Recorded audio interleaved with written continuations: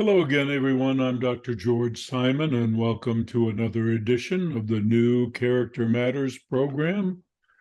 This is the program where we talk about what I consider to be the defining issue of our time, the character crisis that we have faced for several decades now, and that impacts every single aspect of our lives, from our world affairs to our community affairs, especially to our intimate relationships, our marriages, our family relations, our closest friendships.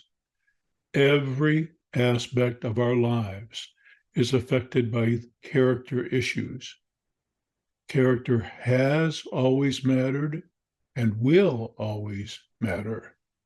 However, we've forgotten its supreme importance.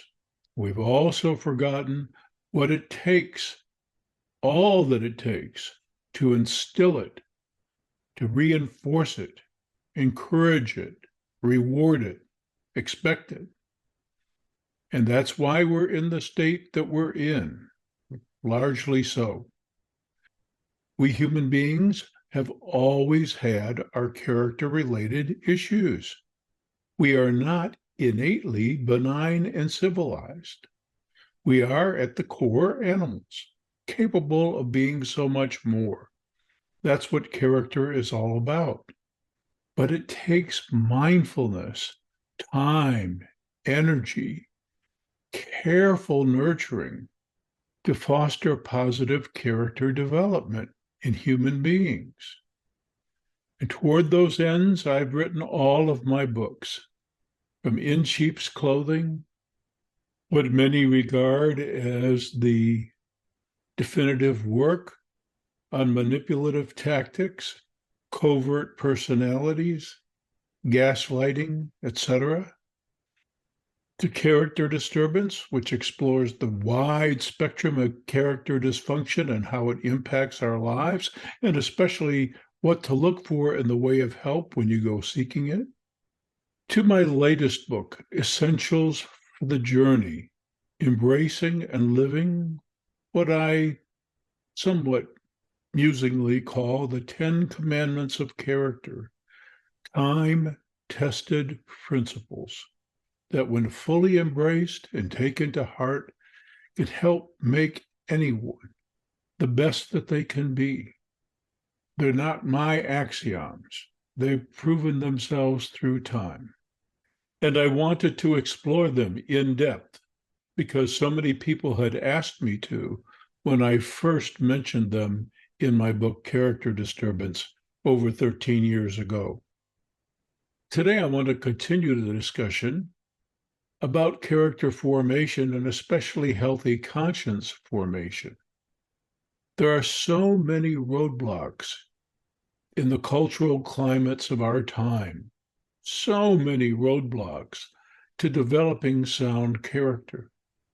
And one of those roadblocks has to do with the factors in modern culture that foster an imbalance in the formation of our egos.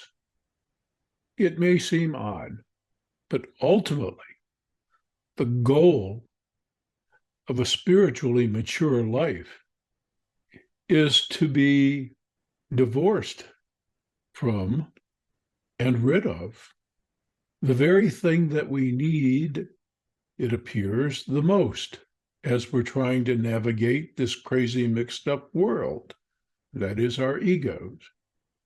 Seems odd that the goal of a mature life in a spiritual sense would be to surrender one's ego, especially because we need it.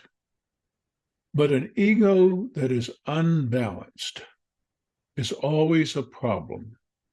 So as we're learning how to navigate the ins and outs of life on this planet, in this world, and as we're learning how to deal with one another and meet the challenges that we inevitably face in our environments, we need a healthy, balanced ego.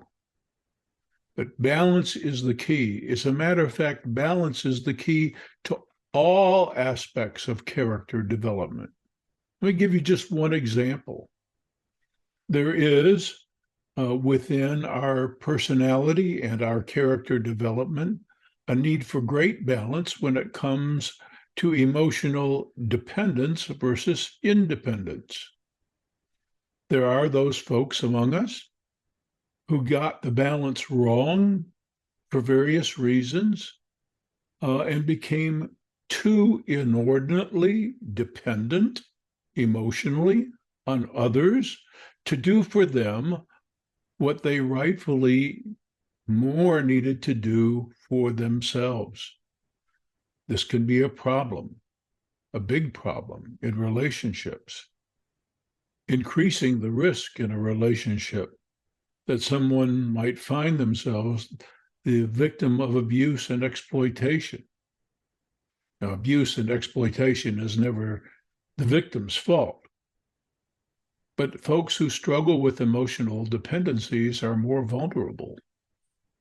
And they're easy to spot if you're a character disturbed person, if you're narcissistically inclined.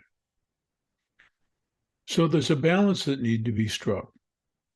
And the balance can get out of balance in the other way too, where some folks maintain an inordinately independent stance within the world, feeling as though they don't need others, wanting to set their own agenda all the time, never backing down, never giving in, even when it would serve them well, always wanting to dominate, always wanting to call the shots, and abhorring the idea of subordinating themselves to something bigger, something higher.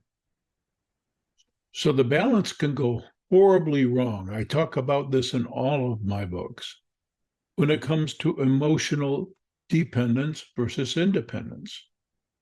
Healthy characters have gotten the balance right. They know that it's no good to be inordinately dependent, but it's also necessary to be able to take care of yourself. And they also recognize that because we're all connected in many different ways, necessarily so, we have a certain amount of interdependence that characterizes our lives and that we need to learn how to properly navigate. So getting the balance right is crucial to character on so many dimensions. And the same is true with ego. We need our egos to operate in this crazy, mixed up world, even though the ultimate goal, surprising as it may seem, and I talk about this in both the Judas Syndrome and in Essentials for the Journey, the ultimate goal is to surrender it, at least as a step toward surrender, to put it in the service of the greater good. But unfortunately, in too many modern cultures, because of a lot of sociocultural milieu factors, egos get bent out of shape. Sometimes folks can think too little of themselves. Other times they can think way too much of themselves. Sometimes they're too willing to accommodate, too willing to defer. Other times, they're too determined to set the agenda, having no room in their heart for anything bigger or more important than themselves or their own wishes. These folks act in an entitled fashion, like they deserve everything, like they own everything, like nothing is more important than what they want, who they are, or who they think they are. And we have far too much of this in modern culture.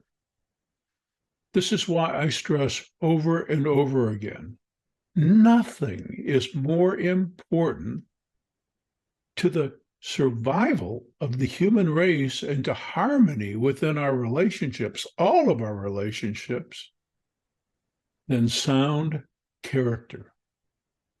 And that depends largely on having an ego in balance, neither puffed up or arrogant or superior feeling, nor retreating, too meek, too self-doubting, too accommodating. A balanced, healthy ego is essential to a balanced, healthy character. And a balanced, healthy character is the key to our well-being. Toward those ends, I'll keep speaking about these matters in the podcasts, and I'll keep writing about them. You can visit my blog at drgeorgesimon.com. You see the URL at the top of the page here, drgeorgesimon.com.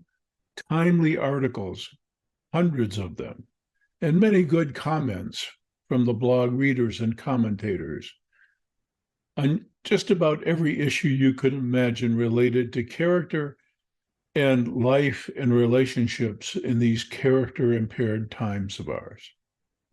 And I also invite you to avail yourself of my books. I am proud to say that Essentials for the Journey is beginning to really climb, even in the absence of anything but word of mouth.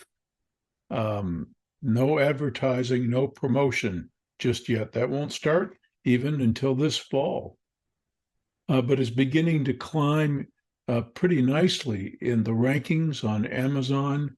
And folks are telling one another and passing it on. And I really appreciate that.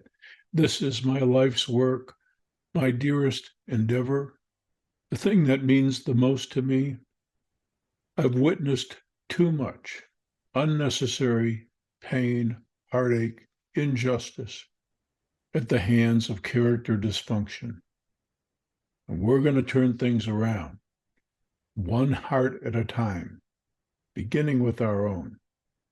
So once again, I thank you for tuning in. Please visit the blog and avail yourself of all the other works. And tune in again next time for another edition of the New Character Matters program. Till then, I'm Dr. George Simon. Take care.